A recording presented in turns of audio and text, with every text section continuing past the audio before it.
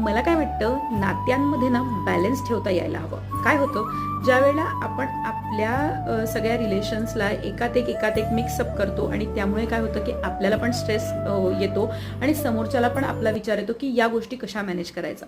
त्यामुळे आपण जर आपले रिलेशन सुरुवातीपासूनच एकदम वेगळे वेगळे ठेवले, सेग्रिगेट करून ठेवले, तर या गोष्टींची मला वाटत नाही की आपल्याला खूप चिंता करावी लागेल. त्यामुळे एक लक्षात घ्या की कुठलंच नातं दुसऱ्या नात्यामध्ये मिक्स करू नका, कंपेअर करू नका आणि आपल्या रिलेशनला भरपूर वेळ द्या. प्रत्येक नात्याला वेळेची गरज असते. कुठलंही नातं असू द्या, तुम्ही तुमच्या बहीण भावांसोबत लहानपणापासून तुमचा बॉन्ड असतो म्हणून त्यांच्याशी तुमचं रिलेशन चांगलं असतं आणि त्यांच्याशी सुद्धा तुमचे भांडणं होतात. त्यामुळे नवीन घरात आल्यानंतर इतर कोणाशी वाद होणं अपेक्षित आहे, अगदीच अपेक्षित आहे. त्यामुळे ते मतभेद समजा, मनभेद समजू नका आणि मतभेद सहज आपण सॉल्व्ह करू शकतो, पण मनातले भेद मात्र ते कधीच सॉल्व्ह करता येत नाही. या गोष्टींचा नक्की विचार करा आणि पटतंय की नाही